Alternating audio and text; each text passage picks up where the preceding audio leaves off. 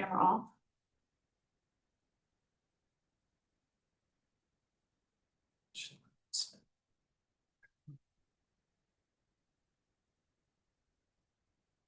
Looks like it's very far zipped in.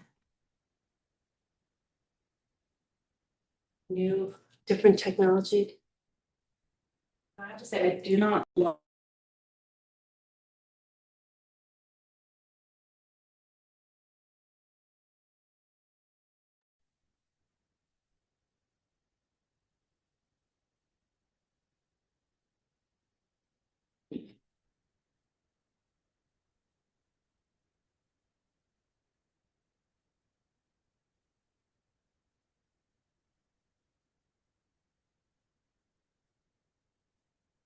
And then Chris, are you sharing your screen?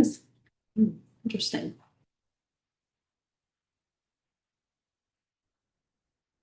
Are you still in practice mode or you switch? No. I think it's just showing because he's in the meeting. Like he's the other participant. To show the view. Weird. What are you looking for? The view to show what the camera's seeing. It's working on the behind. Oh, So you're on the top. View, click view Yeah. right there. Thank you. I can see that section. Am I on the right one? Yeah. There we go. Thank you. See, this is why I love the other room. Right. All right. We are live. I'll call the meeting to order. You. Welcome, everyone, to the March Environmental Advisory Board meeting. My name is Heather Sandine, and I will, excuse me, be serving as your technical host for tonight. Please pardon the clunkiness with the technology. We're in a room that we're not typically in.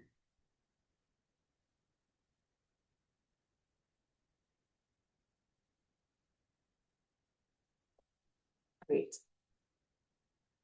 Still sharing. The city has engaged with community members to co-create a vision for productive, meaningful, and inclusive civic conversations. This vision supports physical and emotional safety for community members, staff, and board members, as well as democracy for people of all ages, identities, lived experiences, and political perspectives. For more information about this vision and the community engagement process, please visit the website seen on the screen, bouldercolorado.gov/services/productive-atmospheres, and the Boulder Revised Code Section 16B. The city will enforce the rules of decorum found in the Boulder Revised Code Section 16B, including participants are required to sign up to speak using the name they are commonly known by, and individuals must display their whole name before being allowed to speak online. Currently, only audio testimony is permitted online. No attendee shall disrupt, disturb, or otherwise impede the orderly conduct of any board meeting in a manner that obstructs the business of the meeting. This also includes failing to obey any lawful order of the presiding officer to leave the physical or virtual meeting room or refrain from addressing the board. Only one person at a time may speak during open comment unless an accommodation with an interpreter is required. All remarks and testimony shall be limited to matters related to city business. No participant shall make threats or use other forms of intimidation against any person. Obscenity, other epithets based on race, gender, or religion, and other speech and behavior that disrupts or otherwise exceeds the meeting will not be tolerated. Because we do not have registration for open and public comment tonight, you can indicate you would like to participate by using the raise hand function. The raise hand button is in the participant box, which can be found in the menu by hovering over the top or the bottom of your screen and then clicking on the participant icon. When the box opens, you will see that raise hand button at the bottom.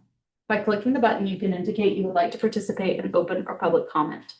If you have joined us by phone, you can press *9 to raise your hand.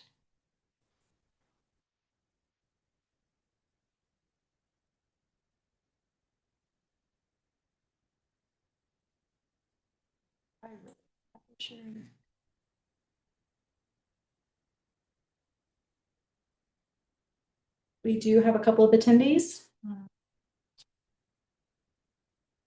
No one is raising their hand at the moment, but I'll give folks a minute to find their raise hand buttons.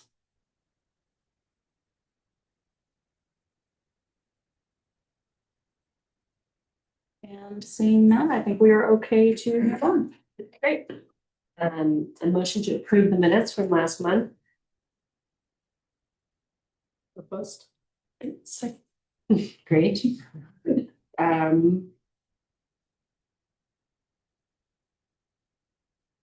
Jonathan. You want to kick us off? Oh, sure. Happily. Evening board, for the record, Jonathan Cohen, Director of Climate Initiatives. Nice to be with you tonight. I promised I would make this tee up very, very brief, but I really wanted to just take a moment to, excuse me, cough. And more importantly, to celebrate what was a pretty important milestone yesterday. So the draft Polar Valley Comprehensive Plan was published yesterday after about a year and a half of outreach, coordination, engagement, partnerships, etc. And I'm just really grateful that Chris and Tucker are here to present tonight. If you remember, they were both with you at your meeting in September to introduce both the process and then some of the areas of focus that you might be seeing. And hopefully you'll notice that some of your input has been captured in this latest draft, and tonight is really about the next step in the process, but also there's some specific questions that were curated really to get at some of the interests of the board. So with that, I will just give it over to you guys. Thank you all for hosting us here at the Environmental Advisory Board. It's always a pleasure to come talk to you all. We're going to go through a quick presentation. It's about 25 or so slides, probably 15 minutes. And then we'd like to open it up really for discussion. As Jonathan mentioned, we have a couple of key questions that we'd like to get you guys' feedback on. I will start by also acknowledging that the draft plan was only released yesterday, so you may not have had full amount of time that you need to really dig into it and understand all of the policies that we proposed, as well as the overall land use strategy. And that's no problem. I don't take away from the conversation. Hopefully we're able to provide some meaningful context, and then we'll certainly encourage you all to spend the time that you need to really understand the environmental policies, as well as the entire plan. It will be open until April 6th for community comment, and a little bit later on in the presentation, I'll walk you guys through how exactly to provide comments as individual community members. But first, I'll just kind of share what the main goals are here, and then I will actually pass it over to Tucker. Tucker's going to give about half of the presentation, and then I'll finish us out with the remaining half. But as Jonathan had mentioned, you know, our goal here tonight is to really share the draft comprehensive plan with you all. Talk a little bit about what's changed from previous iterations of the plan, what's evolved, and really how it's structured. And then we'll again show you, I'll do a little demonstration on how to provide your input. We'll share a little bit about what community feedback we've been hearing and how that has shaped the plan, the feedback paper from you all in September, and how that has helped shape the plan. And then, you know, we're here to also get the other feedback from you all before the plan moves forward. This is still very much of a draft. It's the first draft that we've released. And as I mentioned, it'll be open until April 6th for comment from the community. We'll be taking another round of revisions before we just have the final recommended plan a little bit later this summer and help bring forward for adoption. So we're especially interested in where you see alignment with the board's priorities and where you think we may need to ultimately strengthen the environmental related policies. Okay, I'm going to hand it over to Tucker. This is Tucker Porsche. He's an invaluable member of our team. He's been with us for over a year and a half now, and he's done a lot of really great work. Yeah, so just going to take a moment to clarify your role in the process. So there's 4 formal adopting bodies: City Council, the City Planning Board, County Planning Commission, and the Board of County Commissioners. And then all the other boards in the city are advisory to the process, as well as some advisory county boards. Your role is incredibly important. You help us identify where policies may need refinement, where there are gaps, and where alignment with your board's expertise is critical. And your feedback will help shape any recommended changes before the plan advances further. And then during the adoption process, you'll also have the opportunity to provide formal recommendations to planning board and city council, which become part of public record and help form their decisions. And we really see this as a collaborative step. Your insight really helps strengthen the plan before it reaches final action. So here's the whole process laid out. So we began with a boulder today, which focused on orienting the project and understanding our current conditions and just coming up with data and trends and what we're experiencing as a community, and kind of created a report to present that, as well as started to gather some community input about where we want to head with the plan. And then from there, we moved into a boulder tomorrow, where we worked with the community to define a shared vision and identify priorities. That was really the listening and understanding phase of the project. And then next came a bolder direction, where we translated the vision into policy options and preferred directions. This is where we started to discuss trade-offs and some key choices about where the plan is headed. And now we're in the bolder future phase. We are reviewing the draft plan and the future land use map, and this is where the earlier work really comes together, and we have a document to share. Yeah, so this timeline reflects kind of a deliberate progression from understanding to visioning to direction setting, and now refining the draft. So I'm just going to go through what a comprehensive plan is again, just for your understanding. So it's the 20-year vision for the Boulder Valley. It sets the long-term direction for how we grow, change, and invest over time. It just guides decisions across major areas, so land use, housing, transportation, climate action, economic vitality, and more. And it's very intentionally broad because it serves as the policy foundation for many different actions the city and county take. It also informs budgeting, zoning decisions, and future subcommunity and department plans. It doesn't like act as those tools, but it sets the direction that those tools will follow. And then importantly, it's used by policymakers, staff, boards, and commissions, and community members. It's a policy framework and a public guide for understanding where we're headed. It is really for helping guide the community's long-term vision and how we evolve in the Boulder Valley. So with this update, we've taken a fresh approach, rethinking past iterations, and really trying to better reflect our community's evolving priorities and future challenges. We understand the future looks much different than our past. Our growth patterns, our community needs, and issues we face today are not the same as they were before. So the plan we really made sure the plan reflected that. So a big part of that is climate resilience must guide our long-term decisions, ensuring that everything from land use to infrastructure prepares us for wildfire, flooding, and other climate impacts. On top of that, equity and belonging are central priorities. This plan is about creating opportunities and a sense of place for everyone in our community. And then the way we live and work is changing from housing needs to mobility and remote work. The plan really needs to anticipate these shifts rather than react after the fact. The plan is really designed with flexibility built in so it can adapt over time to new challenges and innovations while staying true to the city's and to the Boulder Valley's values. Some goals for the plan is we want it to be a lot more adaptable and flexible so it can respond to changing conditions without needing constant rewrites. We don't really want to be going back to the plan, rewriting the plan very often. The policy language has also been a lot simplified. It's a lot making it clear and easier to understand for all community members and policymakers. The plan is less prescriptive and more about setting the direction, giving guidance without being rigid. And we really want it to be action-oriented while still remaining aspirational.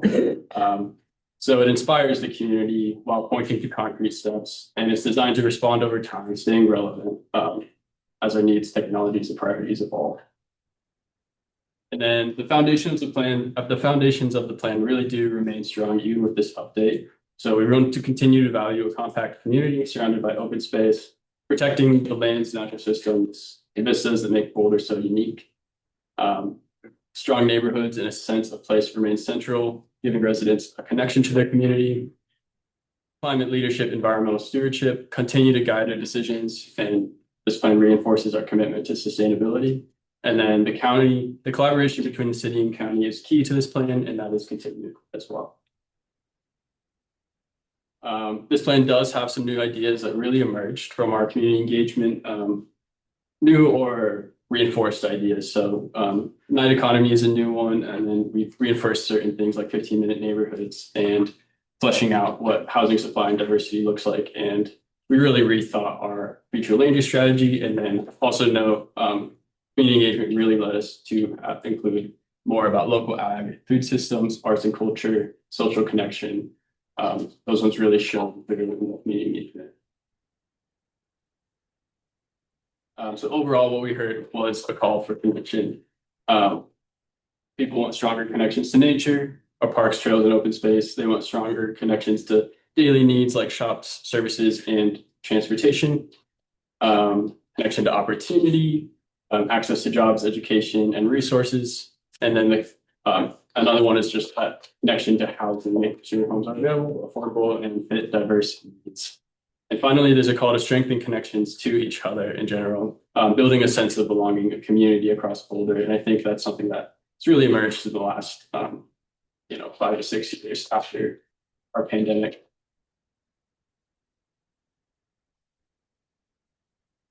Yeah, we also heard a desire for a lot of stuff. So these are some of the bigger focus areas from the engagement. So this is a little bit like the last slide, but really a focus on local businesses, strengthening our local business policies, safe streets. So enhancing what we can do with the plan to kind of encourage our transportation and mobility to work in that direction. Welcoming public spaces. So that's coming back to that call for connection, especially to each other, and kind of having more public spaces where people can build community. Climate and wildfire resilience remain top priorities, and inclusive economy that supports everyone. And then really stronger local food systems, supporting farmers, supporting restaurants, supporting markets, and having more access to goods and services.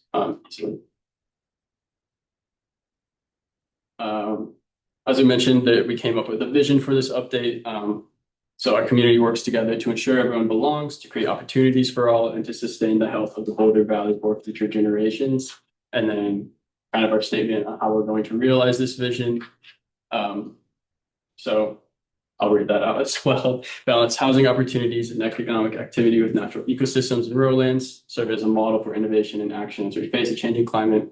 Strengthen physical and social connections that are accessible to everyone, embrace our differences, and leverage our community assets and creative spirit to solve tough problems. So at its heart, it's really about working together to ensure everyone belongs, creating opportunities for all who live, work, or visit here, and sustaining the health of their community and our environment for generations to come. The vision guides every aspect for the plan, for policies to actions, and keeps us focused on what matters most to our community.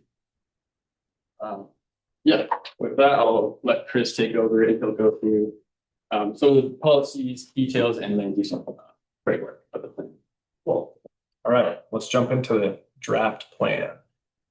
So we'll start really at a high level and kind of describing how the draft plan has evolved. And so as we look at the draft plan today, first it takes a clear, more values-based approach, making our guiding principles more visible and actionable. Plan reflects the evolution of housing and neighborhoods to meet today's needs and future priorities. The plan emphasizes a prepared and resilient community ready to respond to climate and other challenges that we face now and into the future. Natural systems still remain a top priority along with agriculture and local food systems. We've also focused on creating stronger connections, as Tucker's mentioned a couple of different times, between people, between neighborhoods, and services.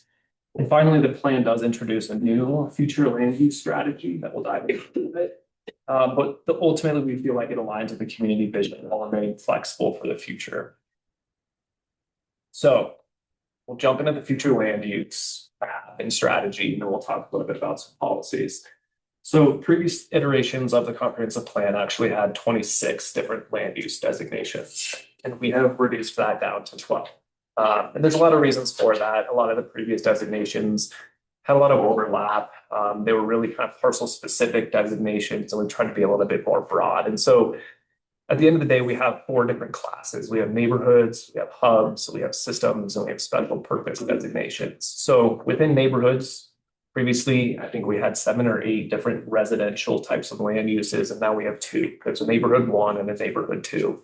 Neighborhood one is going to be your typical single family, maybe introducing some lower intensity types of housing, EDUs, small duplexes, triplexes.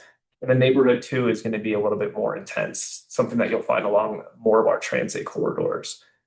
Hubs, we have three different hub designations, so community hubs, regional hubs, and innovation and production hubs. Community hubs are really sort of that vision of 15-minute neighborhoods coming to reality.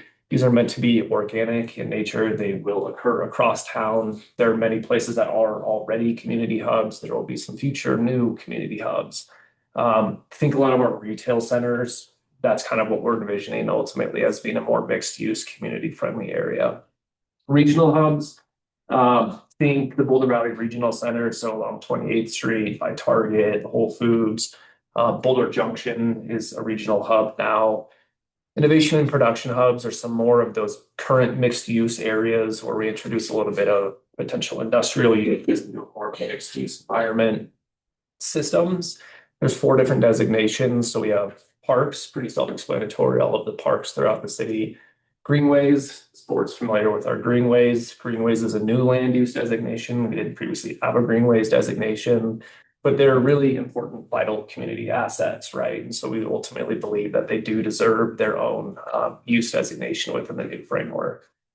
Open space, previously we had three different open space designations, and now we have one. At the end of the day, open space is open space.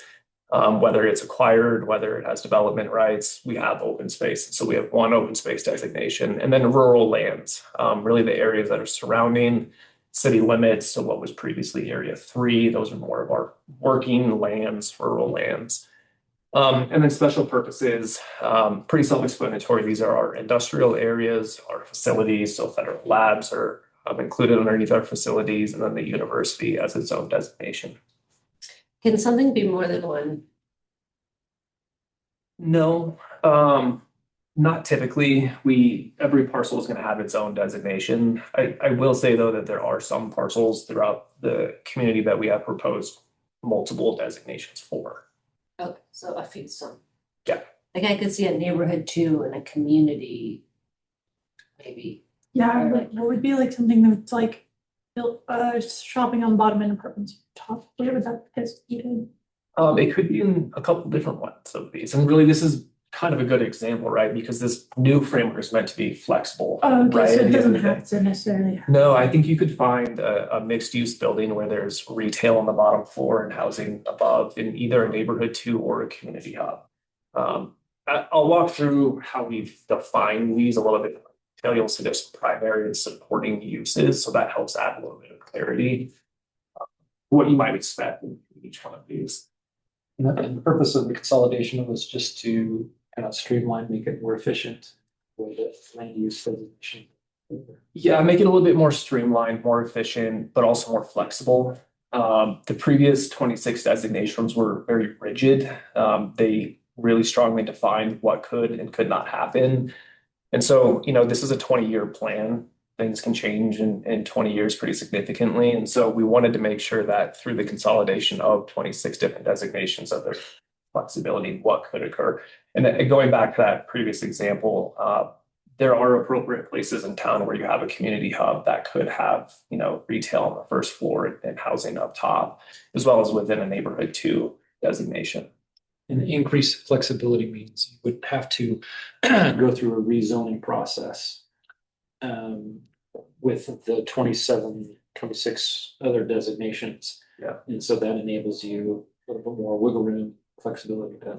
It kind of depends. Our zoning districts are, as of right now, not aligned with the new framework. There's going to have to be some zoning updates. How that rolls out, we still don't quite know yet, whether it's city-sponsored, citywide rezoning, or whether it happens on a parcel by parcel basis if someone wants to come in and develop. Then we would work with that applicant ultimately and decide what zoning district is most appropriate that meets the intent of that land use designation. Okay, so these categories of land use are just for the comprehensive plan. But is there an aspiration that this updated classification would then be adopted by the zoning process? Thinking about it in the right way, these designations are very specific to the comprehensive plan. You won't find these within the Boulder Revised Code. You won't find them within our zoning designations. There is gonna have to be some code work that, comes out of the result of this plan. And so there will be some code updates that do speak to these designations. But land use is different than zoning, right? It's not a property right. It's not a regulation, it's a vision, it's a long-term signal, a 20-year outlook on a property, what that potential property could become, right? Just because maybe you're, in an area that currently is designated something like a mixed use, and then, we proposed a neighborhood 2 on it. Development doesn't have to happen until that person comes in and wants to redevelop, right? Then that land use designation would be applied. And the zoning district that most suits that designation would then be applied. So there's code work that needs to happen at the end of the day. But yeah, the biggest difference between this is that these are aspirational, future thinking vision of what uses could exist throughout the city, and then zoning will ultimately have to match that. Okay. So here is the future land use map. It looks similar to the old one. It's a lot of different colors, right? Again, I'll encourage you all to go online, and I can show you here in a bit exactly how to do it, but you can zoom in at any parcel throughout the city, and there's a comparison, the old land use map versus the future land use map. But really what we attempted to do here was to design and show the overall framework for growth and change across the Boulder Valley that ultimately hopefully does reflect the community's vision and principles that we had just discussed. So again, rather than focusing on individual parcels as has been previous practice, it highlights really that neighborhood scale, block scale patterns, and how different parts of the community ultimately connect. The map is meant to guide decisions, provide clarity for future development, and remain flexible as our needs and priorities evolve over time. So again, you can kind of see here we attempted to right size. It's more neighborhood scale rather than parcel by parcel. Each one of these land uses are different. There is some overlap, but we have tried to keep that limited. And then again, shooting for adaptability at the end of the day. Is there ever a comparison of this map to like the previous comprehensive plan? Yeah. So then you can see like what changes either by, acreage or, area on, just because I think the value, of seeing this would be helping having some like reference points. And Yeah, good question.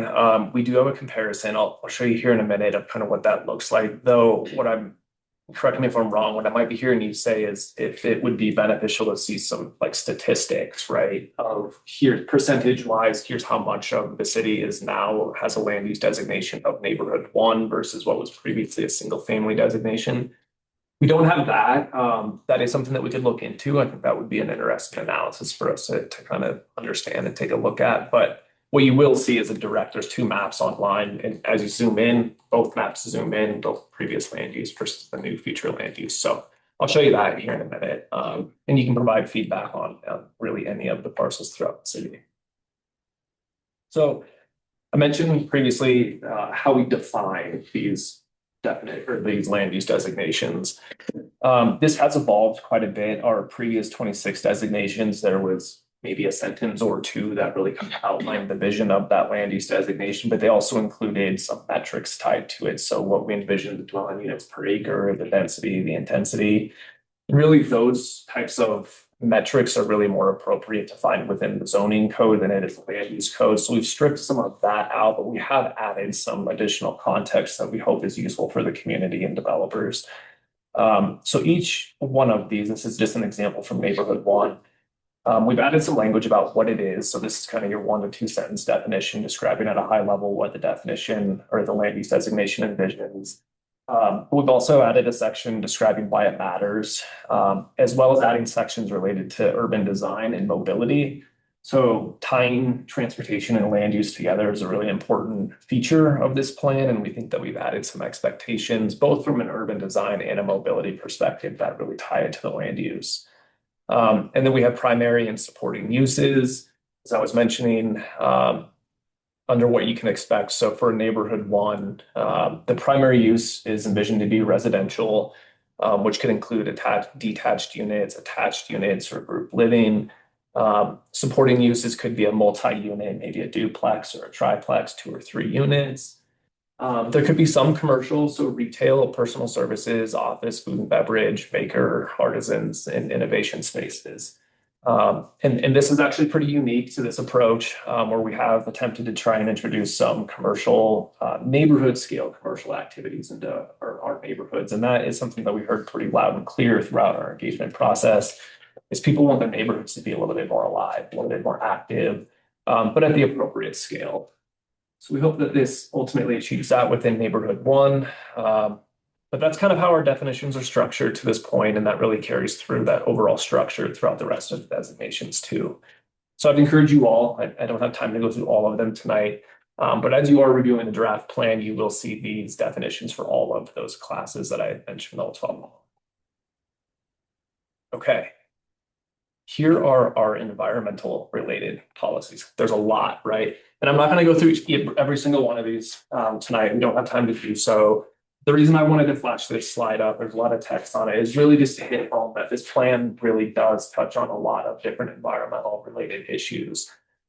This is probably the topic area that we have the most policies for. And so there were, I think, 8 that we highlighted in the memo. We wanted to highlight a few of those for you guys to get a look at, understanding that the draft plan wasn't out yet. But again, with how many environmental related policies are in this plan, it is going to be really important for you all to dig into these at your own pace, understand them, give us feedback online about what you think might be missing, what's really great about any of these policies. And we can discuss any of them. We can pull the plan up and read the policies together, or any of the ones that were highlighted in the memo. I have a question. Are the policies then tied? There's like a policy for each of the different land uses, or is there just like one policy related to land use?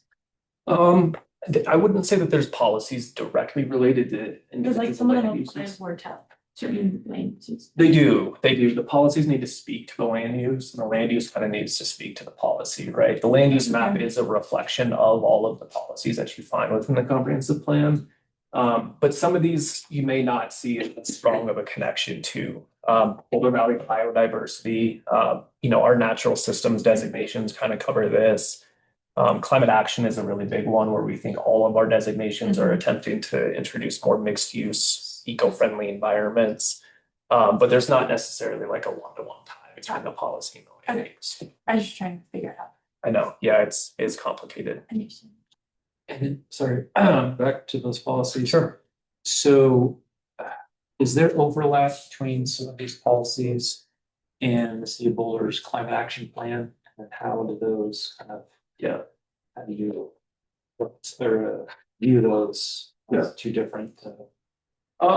There is overlap. There's overlap amongst all of these policies. But we as the city have a lot of plans and strategies and commitments, right? And so we took all of those into consideration as we were developing the plan.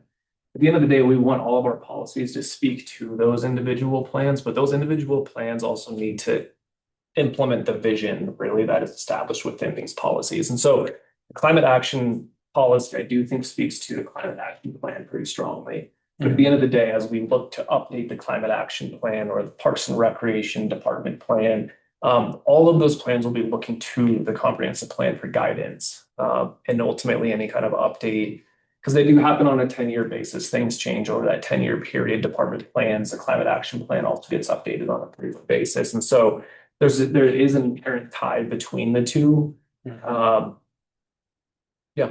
that answer your question? Okay, so this kind of is like the priority. This is like, okay, this is the feedback from the community.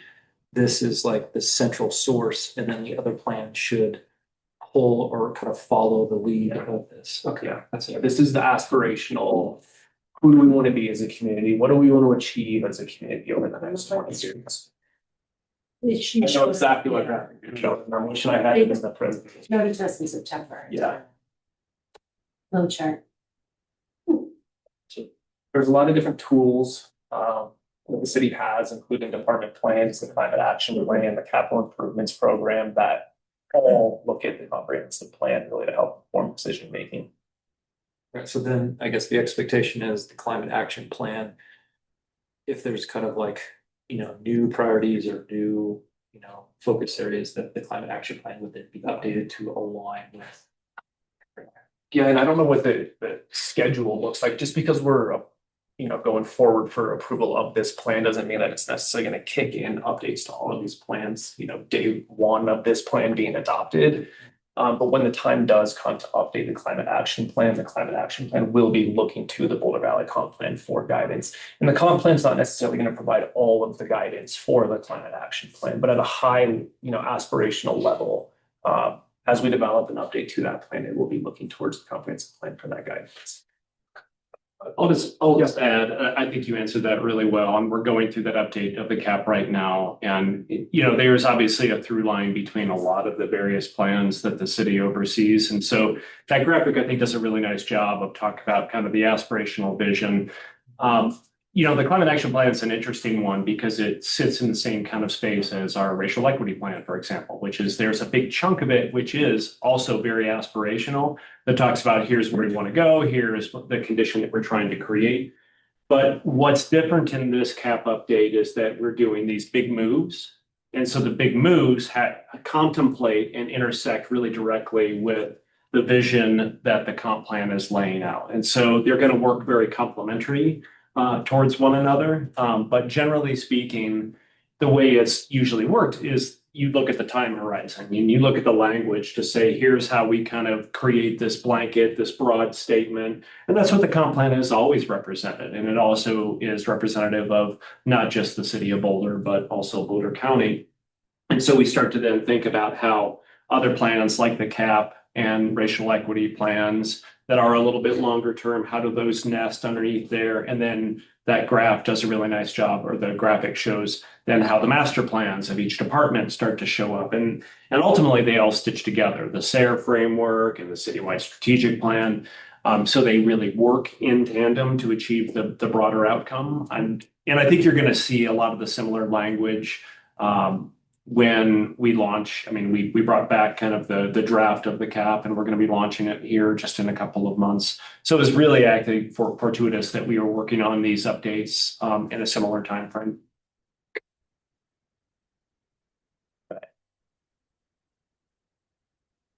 So your feedback, we were here speaking with you guys back in September, and it really helped us. It helped shape the direction of the plan. It highlighted some priorities, some concerns and opportunities that we've been carrying forward.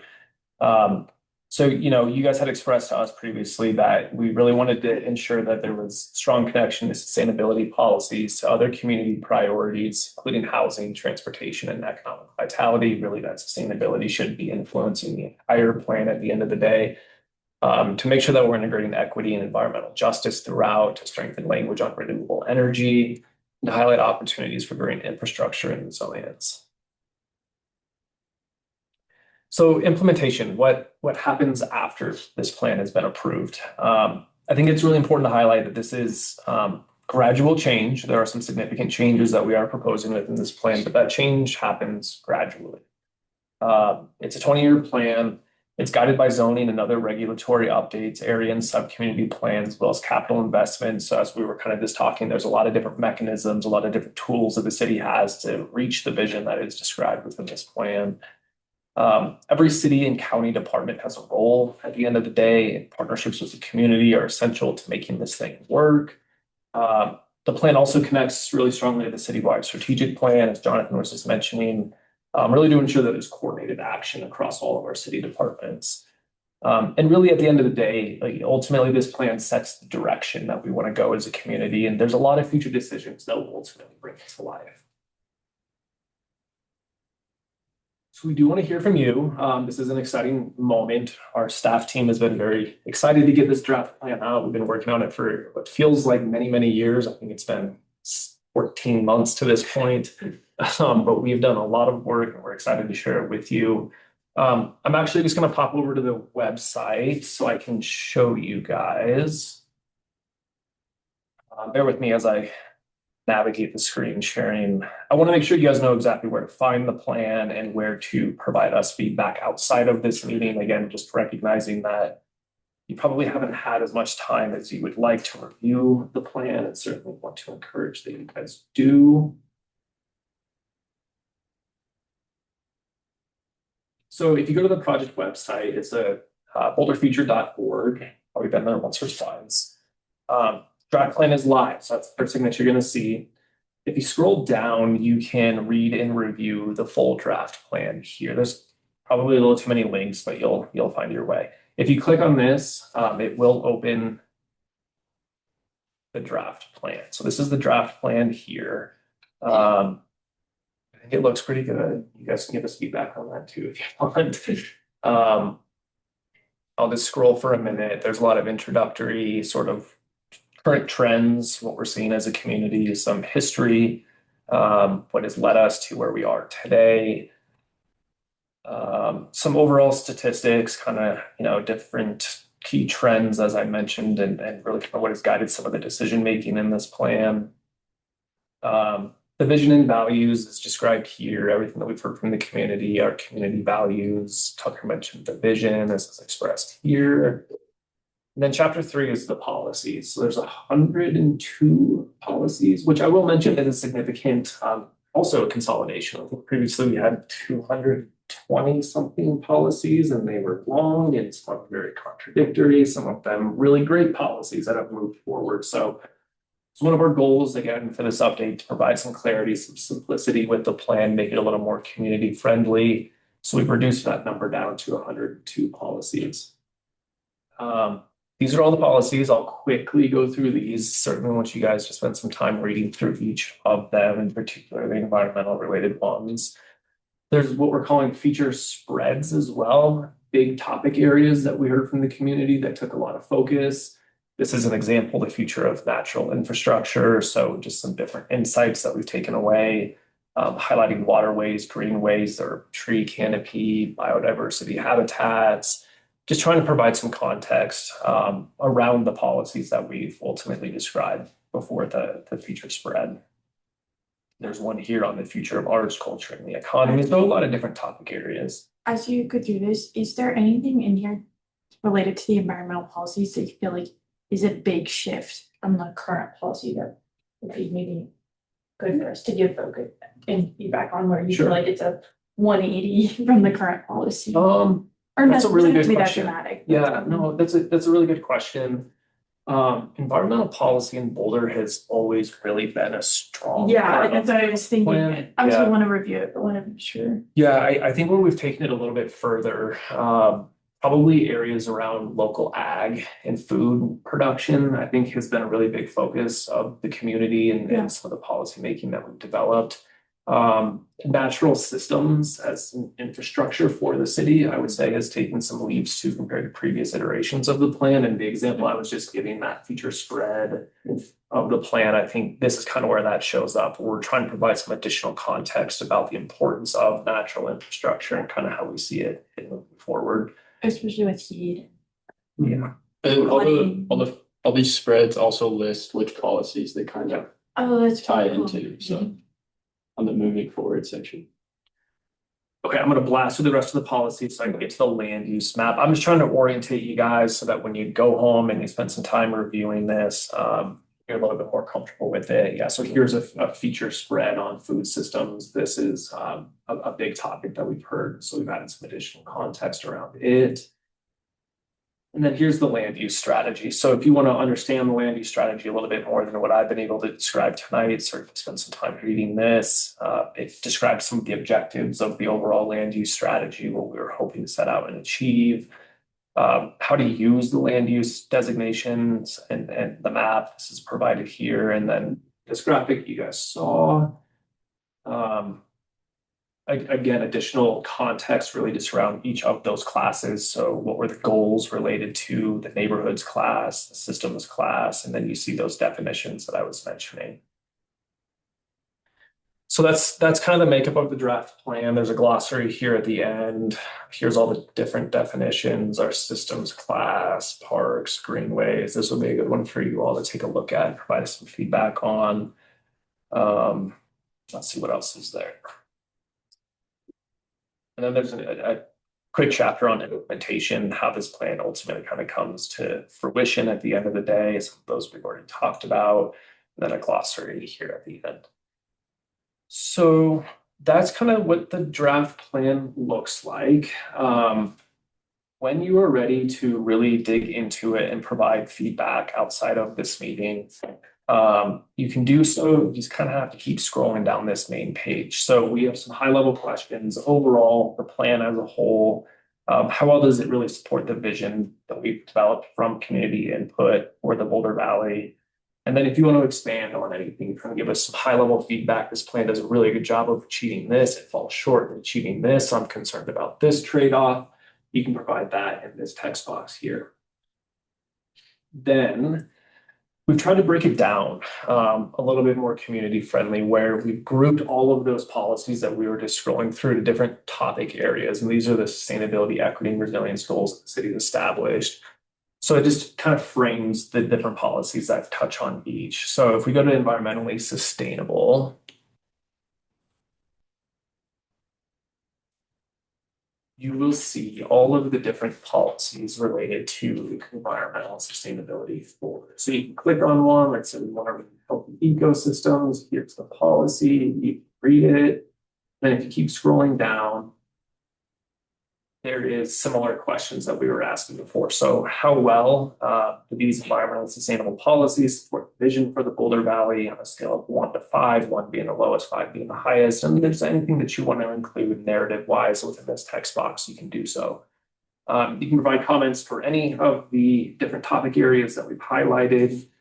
So don't just stay focused on 1 or 2.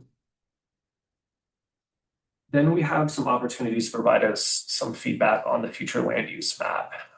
So here, if you click here, this is kind of some feedback on the overall land use strategy. So the overall approach, the different definitions for neighborhoods, for hubs, for systems, you can read those here. So if we want to take a look at systems, then it pops up in parks, greenways. Let's take a look at greenways. So here's that definition, what it is, why it matters, what you can expect, urban design and management, as well as mobility. Same thing, you can scroll down and you can rate it on a scale of 1 to 5 and then provide any high level general feedback or detailed feedback if you wish on the future land use strategy. Then, this is the last one. I know it's a lot of different ways to provide this feedback on the plan, but this is kind of a cool, unique one. I'll click on the actual map. So this is what I was telling you, the comparison between the two previous versus the new iteration. Okay, here it is. So the left is our current future land use, and then the right is what we are proposing. So if you click inside, you can zoom in, and both maps are going to zoom at the same time. Is the green the urban? The green, in a way, that's area 3. So we have different planning areas. Area 1, which is really city limits, it's where we have urban developments where the city provides services. Area 2, which is unincorporated Boulder County. What color is that on here? It's like a gray. Actually, I don't know that they're showing up on here. This is a land use map. We do have the area planning area map. I can show you that too, so you can kind of see. But generally, so the green is going to be our open space lands, which typically is our growth boundary, our area 3 boundary. But let's say we just wanted to zoom in and take a look at the civic area. You can see that it's a systems, there's a greenway along Boulder Creek.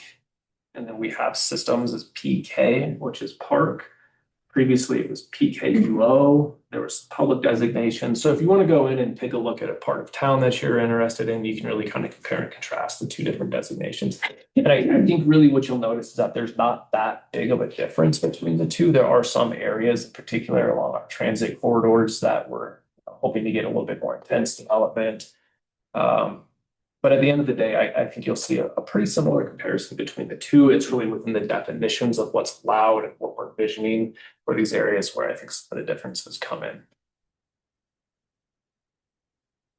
Okay, then you can provide feedback. This is kind of a cool feature. If you go in and you want to provide feedback on a specific parcel with a designation, you can do so. You click on it and then you can add a comment over here. It'll all be public record, so everybody can see what other people are saying, see if there's any general trends about a particular area of town or a parcel. Let's pop open the area map real quick as well. And we'll take some questions from you guys. So here's the green that you see here is really sort of the growth boundary. That's the area 3. Everything in gray is the area 2. So places that are eligible for annexation into the city where current city services are not provided. And then everything in yellow is city limits, essentially city serviced areas. Gray is unincorporated region. So it's a lot of different ways to provide us feedback, get familiar with it, really to, do spend the time reading the draft plan, exploring these tools. They're pretty intuitive once you get in there and start playing around with it. But we hope that you guys do really provide us feedback, again, your guys' expertise on a plan that is very environmentally dominated. We want to ensure that we're getting your guys' feedback. Okay, I'm gonna stop sharing and jump back to the presentation to close us out. I have a question about Yeah. area 1, 2, and 3. There's something in the news about a decision made by city council on area 3. Yeah. Planning reserve. But I thought area 3 is supposed to be open space. Yeah. So area 3 in planning reserve right now, boy, this is a big topic. How do I describe this? Letting you take this one. Yeah, thanks. So there's a planning reserve up north of town, right, where the city has held land for a long, long time for any sort of future need, right? And we don't know what that need is, but we knew that there could be a need into the future. And so we reserved that land. At every update to the comprehensive plan, we take a look at that and decide if there is sufficient need in order for us to actually expand into the planning reserve. So that's been a part of the comprehensive plan update. We've been engaging with the community to understand if there is a need for us to expand city services into that area. Council has to make a decision about whether there is a sufficient need or not. We started the process with the baseline urban services study, which is a high level analysis, some numbers behind it about what it might look like for the city to extend services into the planning reserve. That work was completed, I want to say a year or so ago, kind of at the initiation of the update. They did pass that urban services analysis, felt like it did a good job of sort of, envisioning at a high level what it might take for the city to serve that area.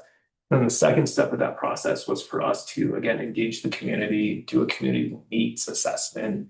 So we've been doing that, and that's probably what you're referencing. We took that to city council a month ago, I want to say now. And we've had a little bit of ping ponging, I will say, between planning board and city council. City council does feel like there is sufficient need for us to explore options, right, of what expanding into the planning reserve could be. Planning board did feel otherwise. They did not feel like there was sufficient need. And so we have two different opinions, right, between two different bodies. And so we will be going back to planning board March 24th to ask them to reconsider. And if they do want to reconsider and ultimately decide that, sure, there is sufficient need, then we will initiate basically what I would describe as it's called a service area expansion plan. It's a lot of lingo for a future sub-community plan, right? And that's when we would start to look at what are the appropriate land uses? What do we want the planning reserve to be? Is it a new holiday neighborhood? It could be a lot of different things. There's a lot of designated parkland up there. And so we don't know. Ultimately, if planning board's going to decide that they do want to reconsider, and if they do want us to open up a service area expansion plan, we will. But that'll be a year and a half long planning process where we'll be kind of taking a blank slate and asking the community, what do you all envision in the planning reserve? And then we'll develop a specific plan around. That's a lot. I hope that answered your question. It's complicated. Yeah, where is that and how big is that piece of land? 500 acres. That's a decent, It is. It's a big swath of land. I'll actually pull and it what up. was the services that people are looking for, or like, what are you hearing from the community that could go there?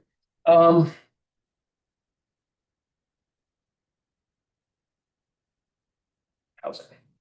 And that doesn't necessarily mean that it's all gonna be housing, right? I think Sure.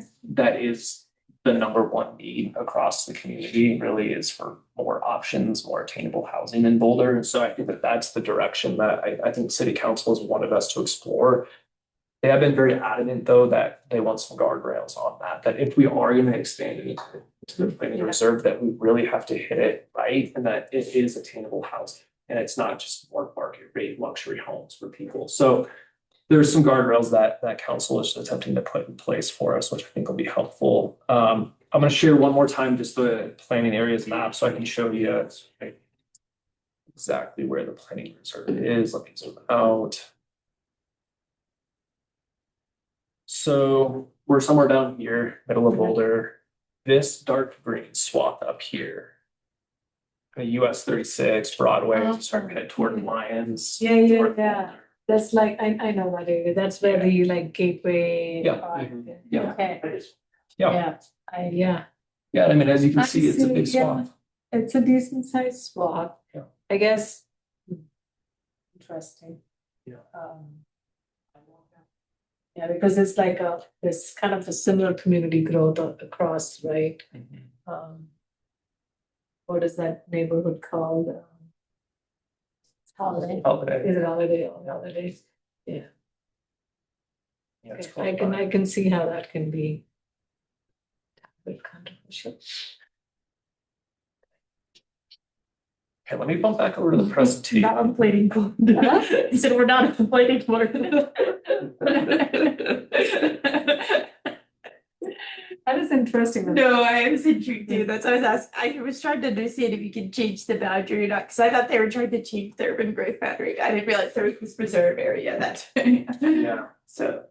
we are not attempting to change the I had a similar question as well. Okay, so I know that was a lot.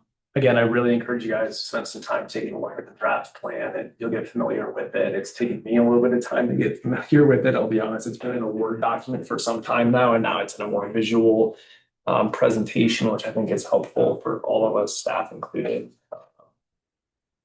I'll mention again, it'll be open through April 6th. So write that note down that we really asking for all of the feedback by April 6th so that we can have some time to make revisions, right? We take community input very seriously. We're going to be dissecting every comment that we get from the community, from you all as advisory board members, and really attempting to balance all of the desires and the needs of the community to develop a plan that is really the people's plan. I'll just share briefly some upcoming milestones. There are a lot of them, which is good. We're kind of hitting that final milestone of the project. There's a lot of review of the draft plan to come. We're at all of the advisory boards this month. You guys are kicking us off, so thank you. We appreciate that. We're actually upstairs right now at the Landmarks board meeting. A couple other staff members giving the same presentation, and we'll be engaging all of the other advisory boards for feedback on the plan. On March 18th, though, we'll be engaging the County Planning Commission in a study session to get their feedback on the draft plan. On March 26th, we'll be hosting another study session. This one will be joint between the planning board and city council. So encourage you all to tune into that conversation. April 9th, we'll be back at the county with the Board of County Commissioners to host a similar study session. And then April 13th, we're going to bring them all together, all four approving bodies, and hopefully have a productive conversation about the plan. And then in June is really when we'll start that adoption process. And that's going to be probably a couple months worth of public hearings of deliberation and voting on the draft plan. And that will actually initiate the city on June 4th at the planning board.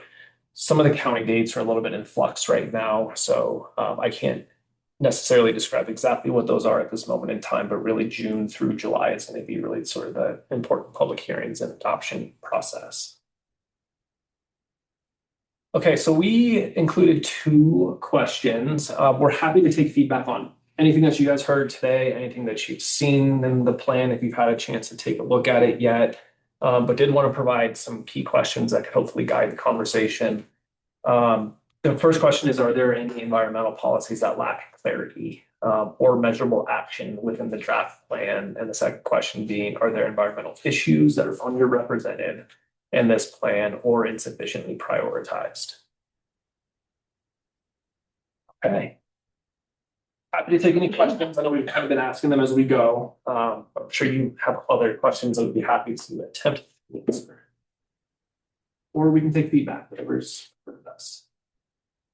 So, yeah, I could start with a comment which may transform into a question. Yeah. One thing is kind of, as a newcomer into understanding the comprehensive plan, is how to get my bearings on what's different in this plan. And I think having reference to the previous plan will be helpful. And so the way that I'm thinking about it is any type of comparison between the two. And one way I can think about it is, okay, this is what we heard from the community. Then this is now what we heard from the community. This is what's different from the two. And then what does that mean? And how you measure what that means, in my opinion, would be we have now changed our land use designations. And if you could link those changes to, okay, this is what we've heard from the community, we have now made these changes. So then you can see the interplay of the connection between the two, saying, okay, we heard from the community, we want more affordable housing, we want more mobility options that are sustainable.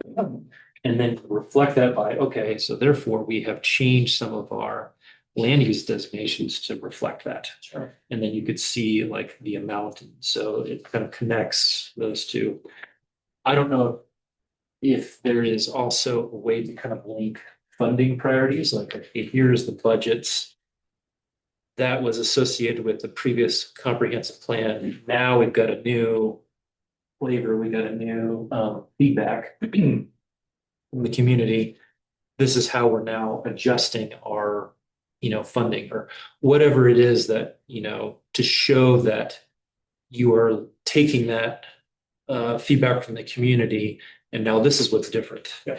That would be really helpful for me, I think, too. Yeah, that's super helpful feedback. In particular, I think it would be, and this is helpful for us as we gear up for that joint study session with planning board and council, right? Because I think that will actually help the conversation with them if we're able to describe, here's what the community was asking of us in 2015. Here's what the community is asking of us in 2025. And here's how that has been reflected in the actual plan. Yeah. I think that could be really helpful and useful for us, both in how we present this plan to the community as well as the approval bodies. I know there wasn't a question about the budget priorities, but I will just chime in a little bit on that. This plan doesn't set budget priorities as directly as I think you might be looking for. I think where you will see the priorities, budgetarily speaking, is within the city's budget. So once this plan is approved, hopefully sometime this summer in June, July, probably August timeframe, it is going to be a little bit dynamic because that's going to be the same time that the city's budget is being developed on an annual basis.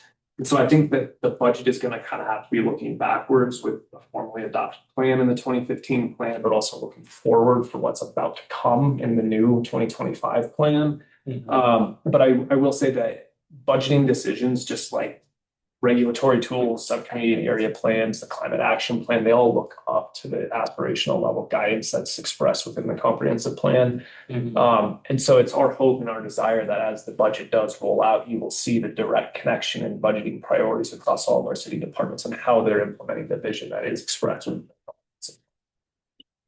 That makes sense? Yeah. Because I, as like Joe's citizen, am thinking, okay, how do I know that the city has adapted to the new information in this comprehensive plan? What's different? How have they, what are they doing now that reflects this new priorities? Or maybe it's just reinforcing the existing priorities. That's kind of like my reference point.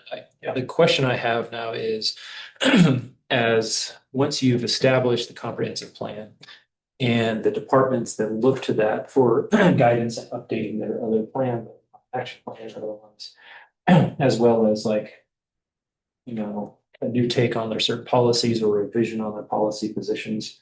How does that process work where you have each department that may have a specific interpretation And then is there someone to kind of like fact check that or say, oh, actually, this plan is more in lines of this, but you're interpreting that way? How is that kind of like two-way street managed to make sure that, that this is kind of like perfectly distilled into all the other functions?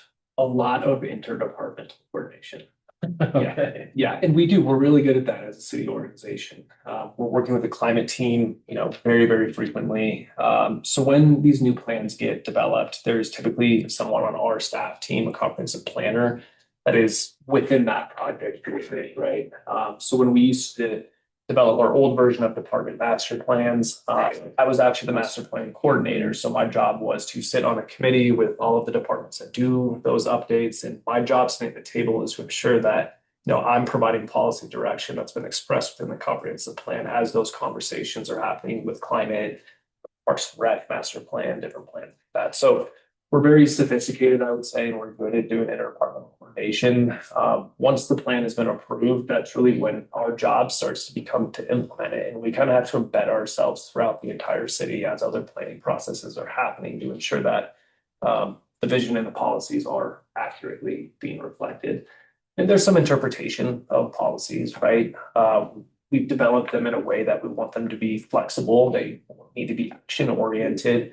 But we don't want to have it be the Bible, where climate action has to do exactly this because the comprehensive plan says exactly this. It's meant to be aspirational in nature. So there's back and forth. But at the end of the day, I think we're really good as a city and really ensuring that these visions are implemented just through a lot of meetings, a lot of conversations, a lot of coordination across all of our departments. Okay, so that's always kind of top of mind. Yep. Okay, Can I continue? One little piece of that? I think it's an excellent question. And one of the things that I wanted to also add in terms of accountability that's been built into processes relates to how council approves or reviews, whether it's a policy, whether it's a master plan update, for example, all the way down to staff memos that do go to council. Those are all public.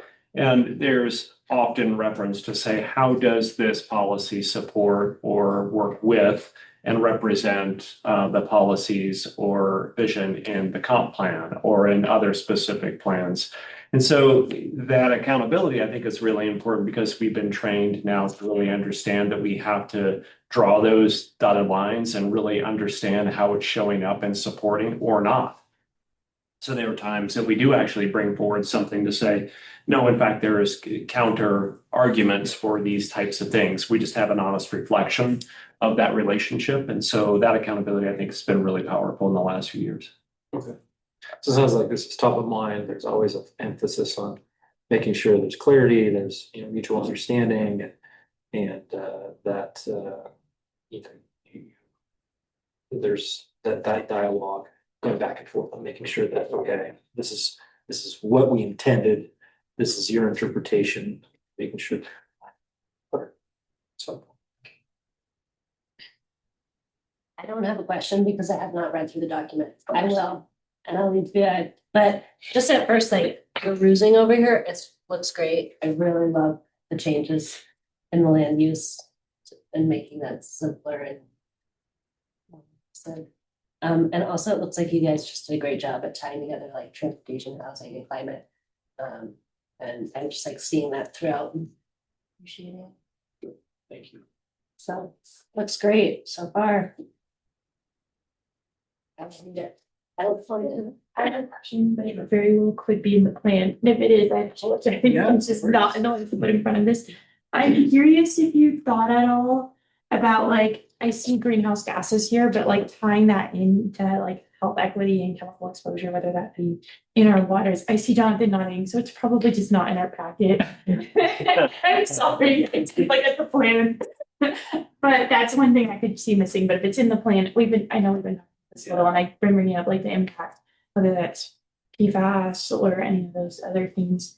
I know carbon's important, and it's all top of mind and all we like to talk about. But I know my role, I have a similar job for a company, Yeah. and it's like expanding beyond carbon. And so I'm curious how you're thinking about that, both on the health equity side and impact to the resilient communities, and then also anything around like policies around that for other emissions and exposures. Yeah, and I think you'll see that across multiple policies. Okay, I don't know yeah, that maybe I I need to read specific ones. Yeah, I don't- It's on the ones you. chime off the exact ones. Yeah. But take, as you review the plan, take that approach, right? Okay. And that's kind of what we're looking for. If you feel like we've fallen short in Okay. addressing some of those issues, then please do provide us that feedback, because there's still time for Okay. revisions to all of the policies. Yeah, and maybe it's just a line or two. It's tying into a lot of It's, these. there's so much there, and I'm really eager to have you dig into that. And I one of the will. things that you'll probably see and that I think I'm really proud of. Yeah. The team's work is really drawing more of a comprehensive view of how interconnected these issues are. Exactly. So in past comp plans, yeah, we talked about climate, we talked about GHGs and metric Yeah. tons of carbon. And you'll see kind of feathered throughout this update, it's more thinking holistically around ecosystems and biodiversity and the impact of pesticides Yeah. and chemical use. And so there's been a lot of coordination and thought that has gone into that. But I mean, the reality is we end up with conflicting priorities. Yeah, exactly. And that's one area. So- A lot of conflict. The big one on the use of herbicides and fire protection. Protection, It's like yeah. we have fine fuels, and one school of thought is we have to use chemicals because we have to reduce fine fuels. The other is we need healthy ecosystems that actually can protect themselves against fire. So those types of things we have to just acknowledge can sometimes be pain points. But we're acknowledging them, and I think this plan has done a really tremendous job in really advancing kind of that holistic approach. Yeah, and on the positives, I love all the different nature-based solutions. It's been really exciting to hear about. And then my other question would be, I'm curious how you've engaged with maybe not the other demographics in the community, like have you been doing targeted outreach to maybe underrepresented communities? I know specifically related to our environmental justice advocate last time. So I'm curious how you're, especially with the planning board thing, I could, well, I know who serves on the planning board, but I think there could be maybe some underrepresentation specific people, and so maybe related to environmental issues, environmental. Yeah, that's a great question. What I can say is that this by far has been the most inclusive engagement process as part of the comprehensive plan update that I've been a part of. Jonathan's been part of a few more than I have. As we were discussing at meetings. It's just about getting better, you know. it's all- Yeah, no, I mean, we took a really, really strong approach to rethinking how we do engagement with this plan and ensure that we're bringing people who traditionally haven't been engaged in government planning processes to get their feedback. We compared, because this update happens every 10 years and every 5 years. 10 years is the big update. It's the major update thing, really get looked at. Every 5 years there's a more minor update, tweaking, tweaks, land use map. But we as a city have more tools now than we Yeah. did 5 years ago, than we did 10 years ago, on how to engage with others. We've taken advantage of all of those tools that we have, right? So community connectors is one that we've really engaged with. We've been talking with them like almost on a monthly basis for quite some time now. They've influenced almost every aspect of this plan. We've also engaged with some nonprofit organizations to help us with our engagement. Once in a Future Green, I'm familiar with Once in a Future Green. We engaged with them to help us design an engagement approach to really hear from our nature-based community and understand what sort of issues that they want to see represented in this plan. And so they hosted a big workshop. We've had almost monthly meetings with those individuals as well to really understand their perspectives, to try to meet people where they are rather than expect us where we are. And so our engagements look a little bit different in that way. We're engaging with Once in a Future Green again, I think in like 2 or 3 weeks. We've given them the draft plan. They're going to give us a really good review of it, and make tweaks based upon what their community really values and prioritizes. So it's one of the most proud things I think I am of this whole process is how much engagement we have done. We've provided over 65, more than 65 now, opportunities for the community to engage with us. So what I would encourage you to do though, and I think it was in the packet, there's a link to our engagement summary. It's big, it's long, but it's like a PowerPoint slide, and I think it's like 80 different slides now. So dig into that, and you'll see all of the different opportunities that we've had and what we've heard. That have come from Regarding the different categories of environmental policies, just wanted to get a kind of a high level sense of, compared to the previous plan, how do these policies essentially compare? Are they more robust? Are they new ones? Are they stronger language? Do they kind of like raise the visibility of these environmental policy categories? So I'm just gonna get a reference point. I think a lot of them have carried forward. But we have expanded and tried to re-emphasize some things that are a little bit more of importance now than I think they were in previous iterations of these policies. Our local food policies, we've had notions of the importance of local food and ag and Boulder, but now it's its own policy, right? And so that's where I think there's some differences.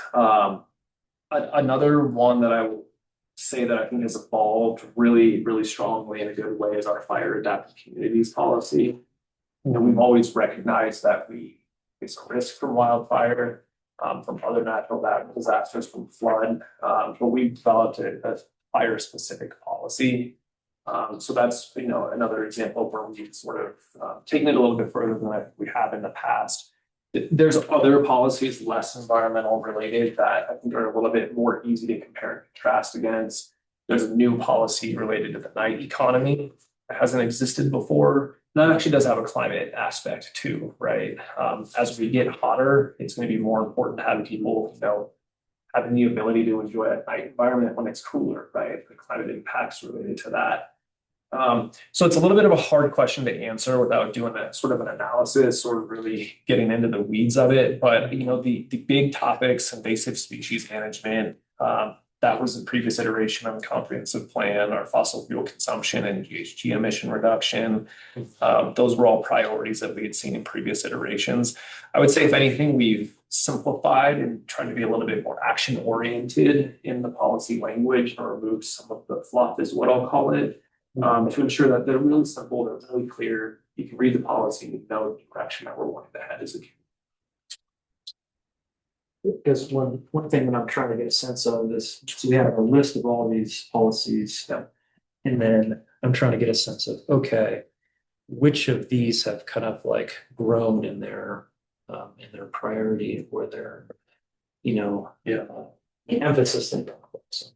Is there, you can still access the old draft, right? You can compare the draft Right, or the old version.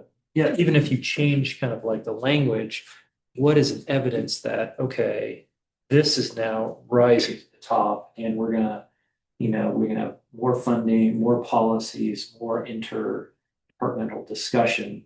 How do you kind of like determine which of these categories seems to have more importance versus the others? Yeah, it's a tricky question, because we in some ways try to develop the policies in a way where there is no one policy that is more important than the other. They're all important policies. They all have impacts to the community, hopefully in a positive way.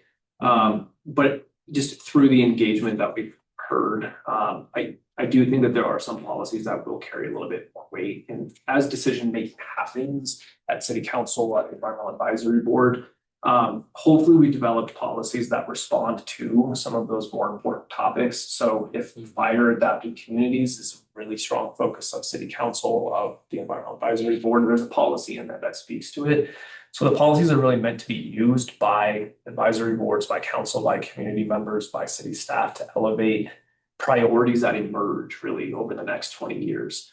I would say, right now in today's day and age, it related to environmental policies, there's a lot of them that I think are really important. There's not one to me that's more important than the other. I think they're all equally important. But fire adapted communities is, I think, pretty obviously a big one for us to be considering as we move forward.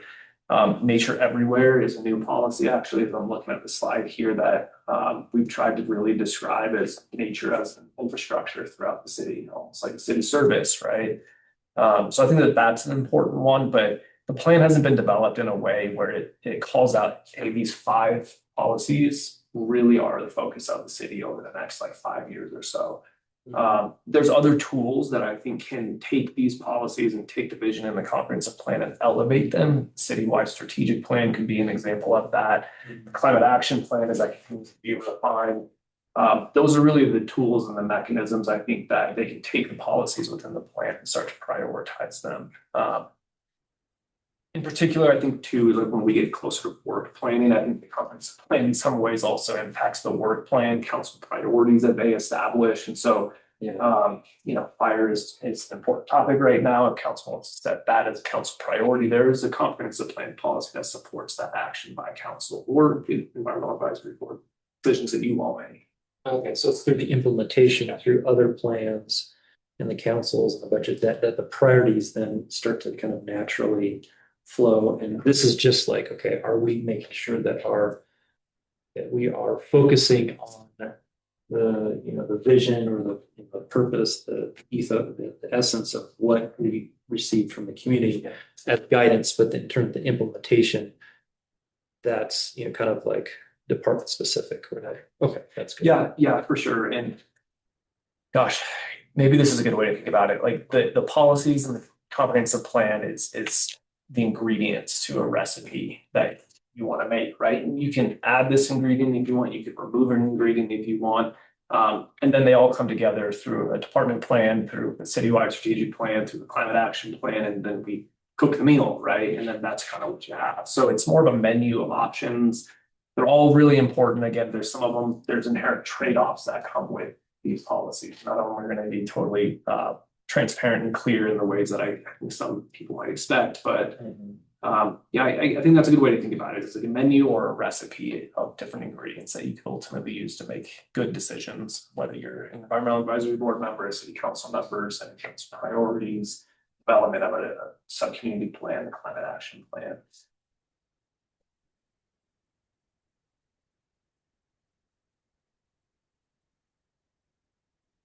Anyone else have any questions? Great. Thank you all. Those were good questions. It got us thinking. You guys were a good first run for us as we bring this out to the community. And thank you. I will just thank you ahead of time for taking the time to look at it. This is a really, really important vision for the community, and you all as board members on the Environmental Advisory Board bring a really unique and good perspective. Again, I'm looking at all the policies on my computer right now, 22, and there's honestly probably more that have environmental impacts. So really this in many ways is an environmental plan.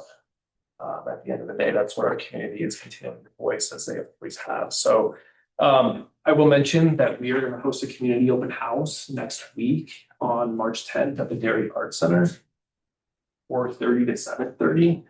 We'll be giving a quick presentation to the community. We'll have a lot of different city staff there, subject matter experts, all the different topic areas. Hopefully a good lobby experience, a little bit of a celebration for the community and helping us get to the point that we're at right now. We'll be taking a little bit of feedback during that event, but also really trying to drive people to the online forums about this feedback. But we'd love to have you and all of your peers come and if you're able to next Tuesday, March 10th, 4:30 to 7:30. Great. Thank you so much. Thank you all. Really great. Awesome job, you guys. Thank you. If you guys have questions, because I know you haven't had a chance to read the plan, other questions pop up, feel free to email Jonathan, he can forward it off to us. I have business cards I can leave with you on the table here as well. If you want to direct questions directly to us, we can respond right to Is it April 6th?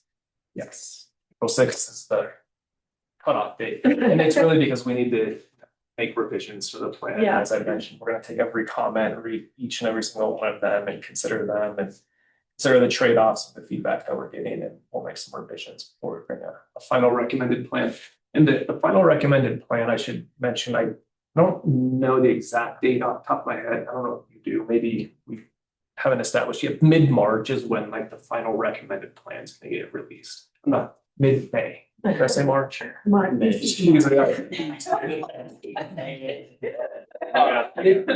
or so is when we'll have a new version. And then that's when those 4 groups vote on it. As far as feedback is concerned, I just might suggest that if there are questions that you have, absolutely, I'm happy to field those and get them to the right staff members that can answer them. I would be cautious about any recommendations that you would make. If you want to do some additional recommendations as a board, then we need to have that on your next meeting and to make sure that that's officially coming from the board versus individual board members. Just something to be thinking about as you think about a question versus a comment or recommendation. Okay. Thank you all. Appreciate it. Thank you. Take a cookie. Oh, we were supposed to pass these out. We totally. I was like, I've been sitting on a pile of cookies over there the entire time. Tucker was supposed to start. Me. it, so I'm like- You guys are never gonna invite us back, are you? That's how they maintain, yeah, Yeah, attention. exactly. Cookie.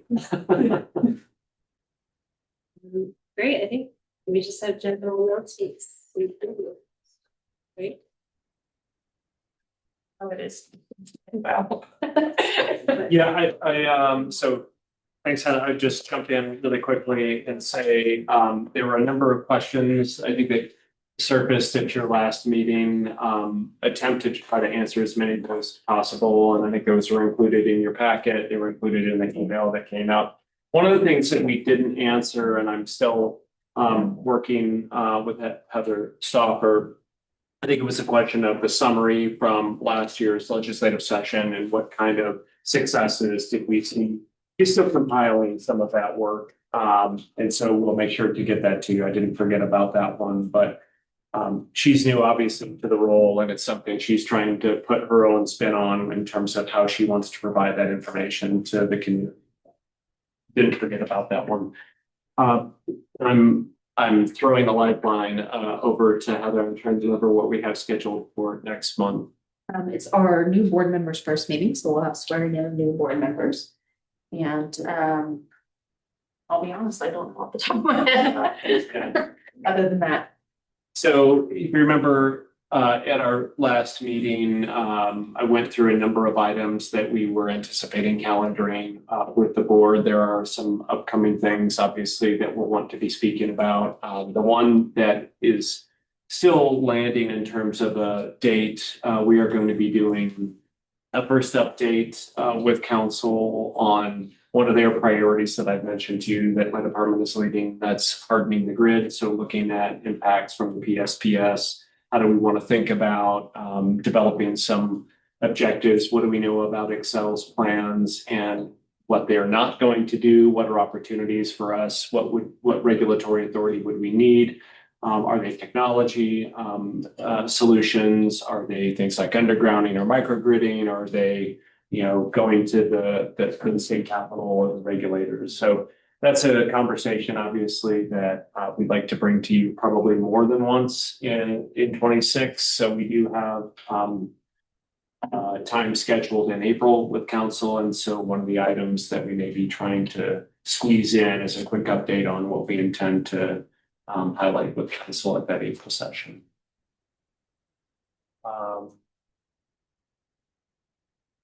Desperately trying to remember what we have.